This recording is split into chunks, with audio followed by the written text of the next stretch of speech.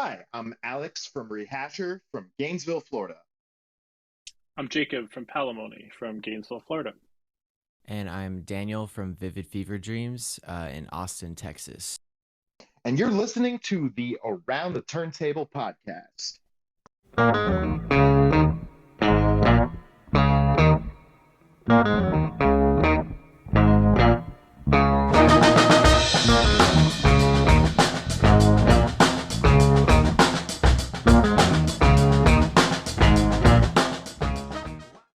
Welcome to the Around the Turntable podcast.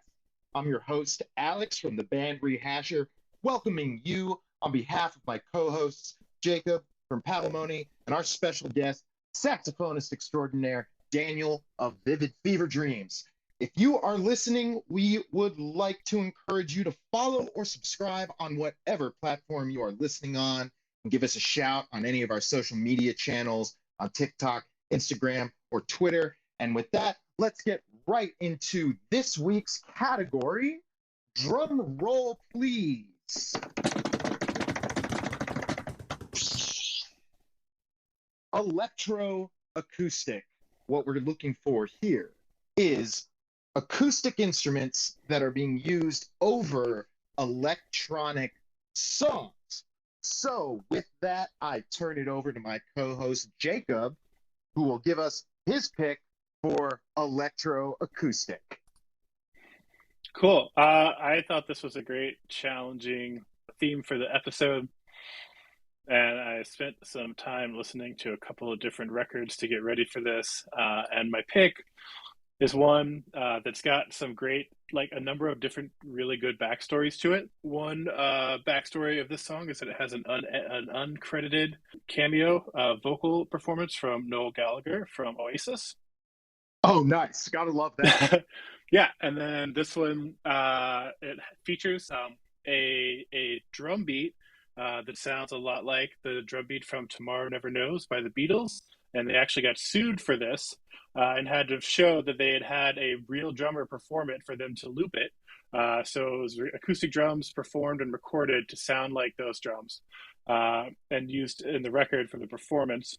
And then it also features a sitar recorded and then manipulated and looped throughout the song.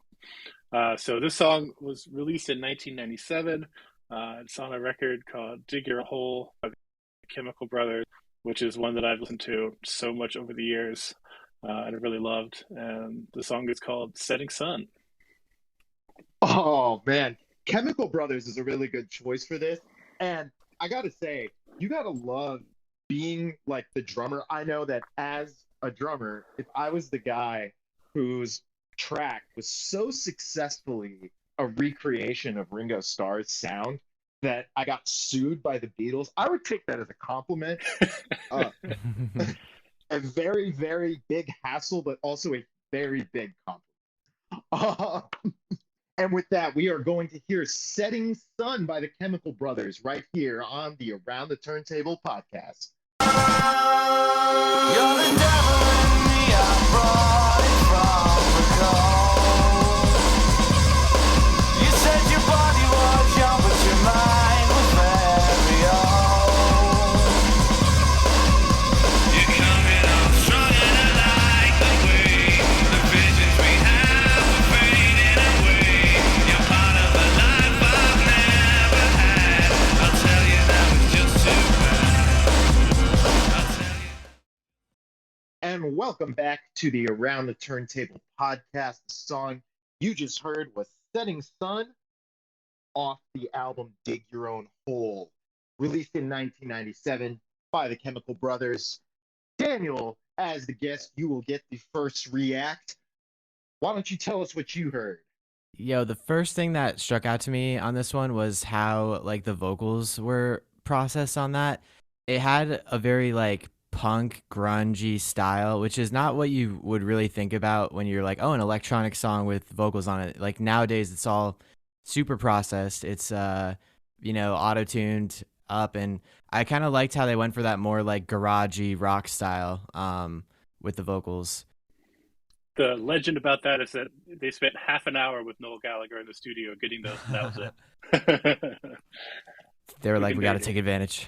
I think it's really funny that you mentioned the grungy thing in the vocals because that is something that I actually had noted as well is the grunginess of the vocal. And I think that really speaks to kind of the popularity of that style in the 90s, and how it kind of just grunge, it wasn't just limited to, the alt rock scene. It really became so ubiquitous that it was going into electronic and all these other things. Absolutely. Yeah.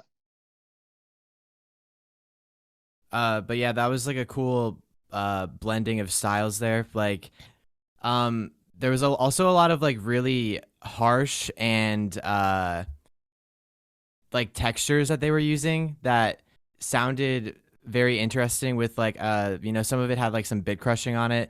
And I wonder, Josh, since you said you're more familiar with like how they did the recording process and like in the studio, I imagine it must have been a lot more work to get all of that processing done.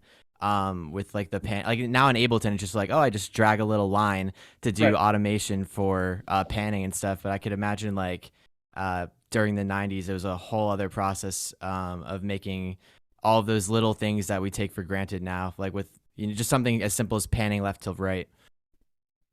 Yeah, I don't know exactly what the process was, but I mean the state of digital recording in 1997 was not very advanced, and I think that probably a lot of those sounds had to become by in a much more challenging way.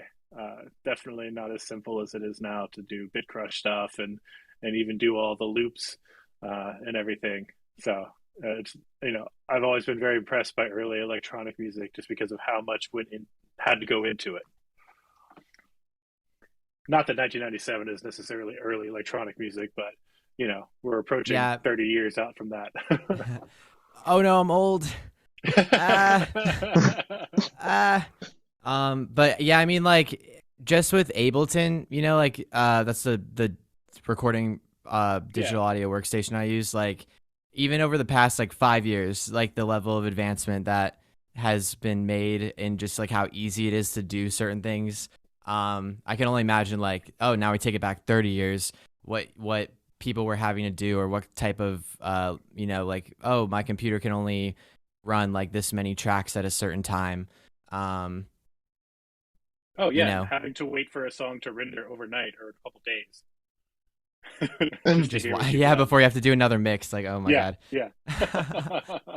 Not just that, but also the fact that you're also stacking in these acoustic drums. I mean, how many tracks was that taking up in your workstation as well? I mean, that to consider.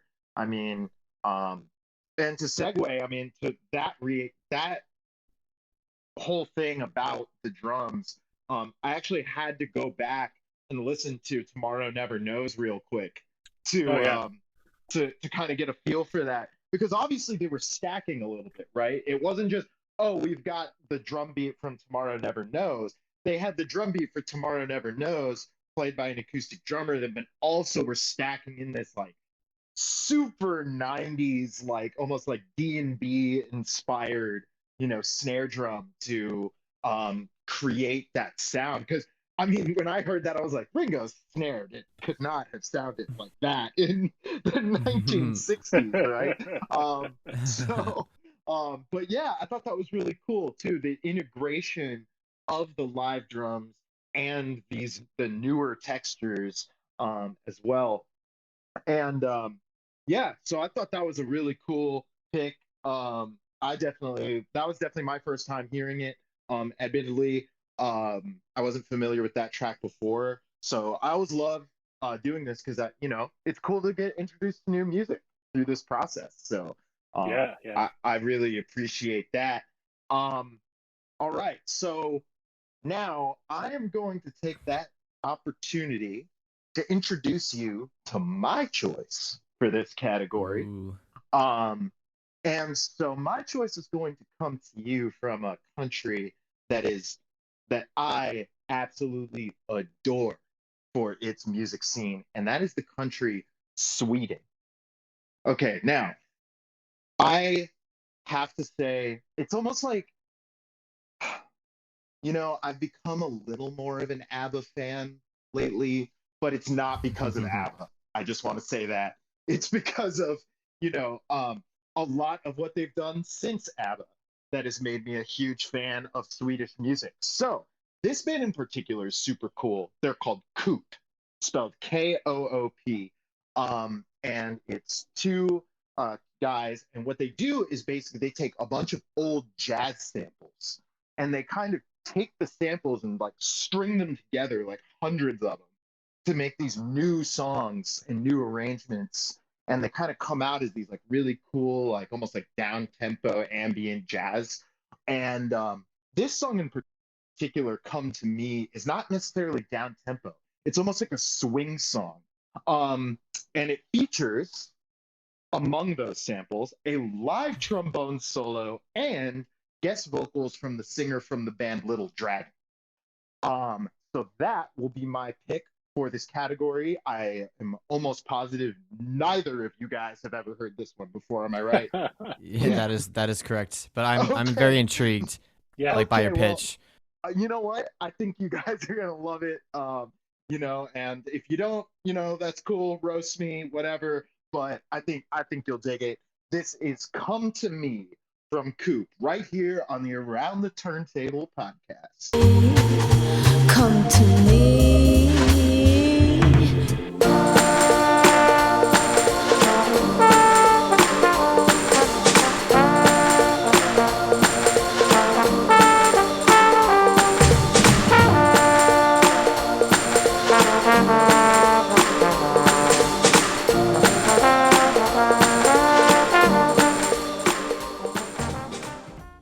And welcome back to the Around the Turntable podcast. The song you just heard is "Come to Me" by Coop, featuring Yakumi Nagano from Little Dragon.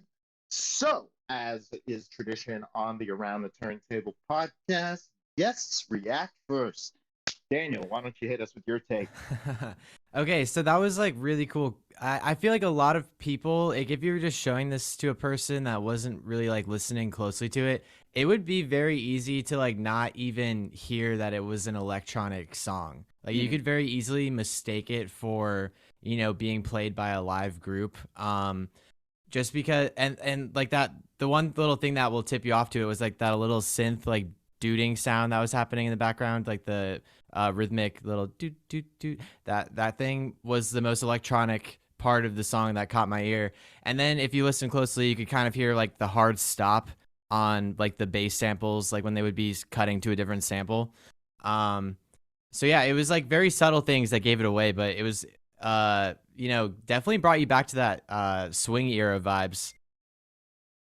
Absolutely. That's what I loved about it. It has that appeal of that, like that big band, especially when they bring in that like big band sample with like the horn blast and the call and response patterns and the horns and stuff. Like it really brings you back to that, as you say. And then I thought the jazz vocal, like that, Yukimi was bringing, is just like it's just like super tasteful and just like right in the style and everything. Jacob, what did you think? This is a great track. I love Little Dragon, so it's cool to hear that vocalist, approaching a song in kind of a different style. Just like was pointed out, the song on first listen, if you're not paying attention, definitely doesn't feel like an electronic song. So I think it's a cool pick, and that it actually does feature some acoustic instrument, but also the overall feel, isn't so far away from that. And it really, the acoustic performance, the very good trombone solo, fits right in and really, was tastefully done and was fit into the mix really well. This is the first time I've ever heard this track, and I dig it. And I'm going to be circling back to Coop for sure. Oh yeah, they're sick. I really like I said, like Sweden, they're putting out some fire stuff. And if I encourage all of our listeners to go look into what's coming out of there, the history of the Stockholm scene. They've been involved in some stuff that you would be amazed. And if you definitely check out the episode on Stockholm of This Is Pop on Netflix. Jacob had a great point when we were on break of mentioning that, and that is recommended watching for sure. Yeah. Now, that said, we've been hogging the mic a lot, and we've got a guest here that is Daniel from Vivid Fever Dreams, who is here to share with us not only his pick for Electro-Acoustic, but also a song that he has been involved in, Why Did You Go, which was released with Attic Space. But before we get to that, let's get your pick. Let's get what you think is a song that you want to share with the world for Electro-Acoustic. Daniel, take it away. All right, so now we're gonna go to something completely different. This is definitely more conventional electronic, where you would hear it and be like, okay, this is an electronic track. And it's called Super Ink Burst by this newer producer, Igloo Ghost. He's a quieter guy.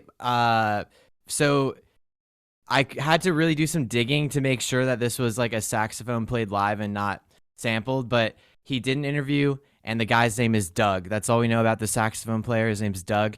And it's a really when I heard this track, it blew me away, just like how intricate he is with his whole composition. It doesn't really use a lot of loops, and I think you guys will enjoy it. So it's Igloo Ghost, Super Ink Burst. Let's check it out.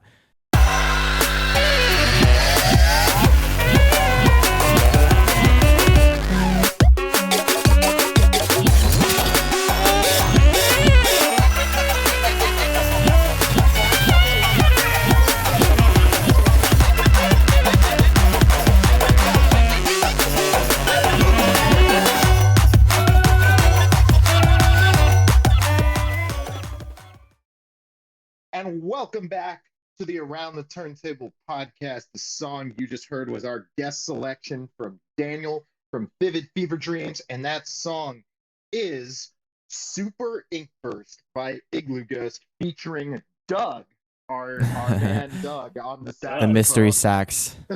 Mystery man Doug, for sure. Jacob, what did you think, man? I love the track. I got to hand it to Doug. Of some sick blowing on the sax. He goes hard. He goes hard. Really, enjoyed the track. I feel like for me, the closest reference I have to the frenetic energy and the quick shifting of all the beats and samples would be something like Girl Talk, but on 2x speed. Really cool. It sounded like it was music that was super fun to create, and you get on the other side of the keyboard from it. Yeah, I dig the track. I think it's a great use of it. Horns as a theme for this episode, except for my pick, seem to be a really good fit in the context of this of electronic music. For me, it was between horns and acoustic guitar, for the record, I want to say. Yeah. But, I got to say, this track was fire. I was just blown away by this one. Such a cool choice. What I really loved immediately was just the rhythm is so powerful, and Jacob said it perfectly, frenetic, perfect adjective for this one.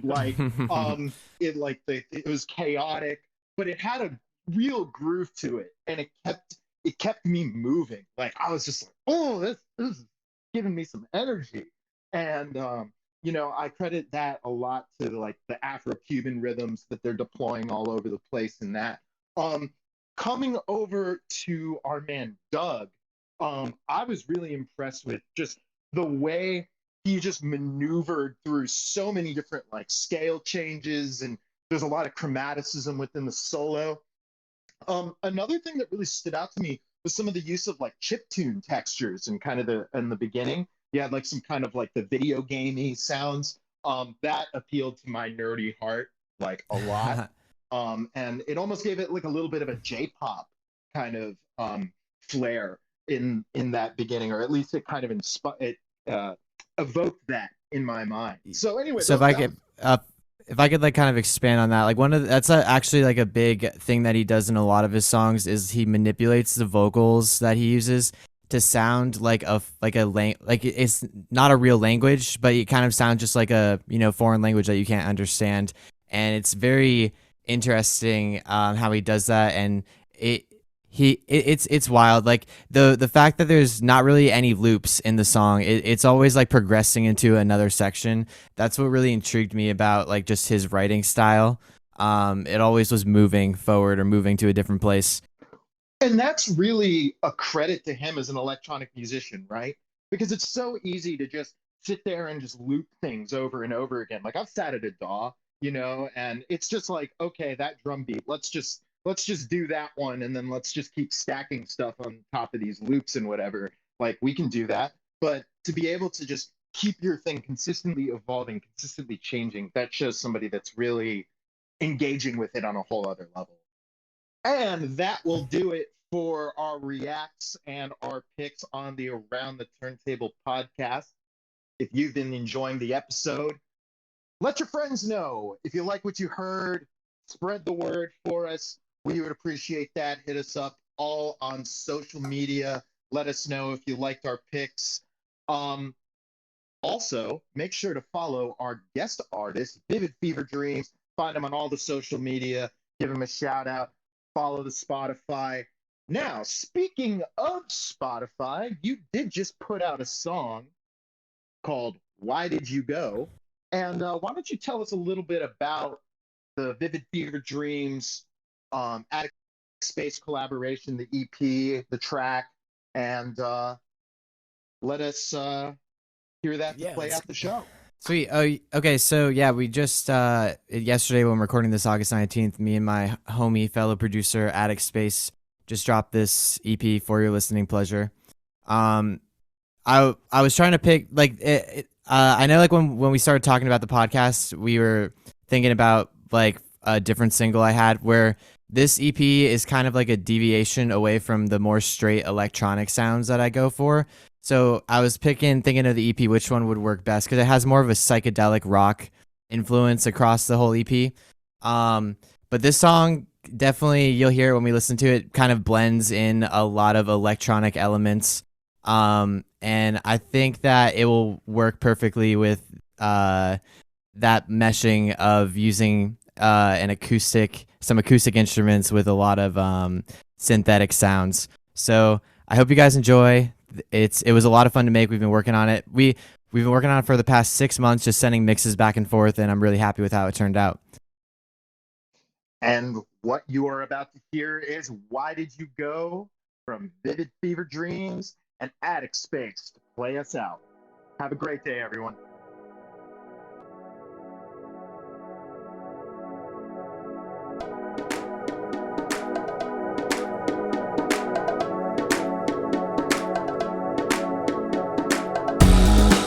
What's on your mind tonight? Can't get out of my head. That thing you mentioned to me over conversation, I don't quite remember what it was.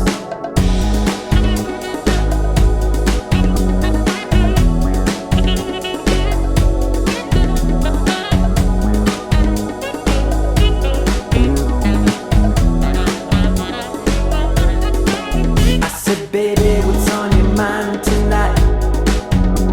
Got a lot on my plate, don't know if I can deal.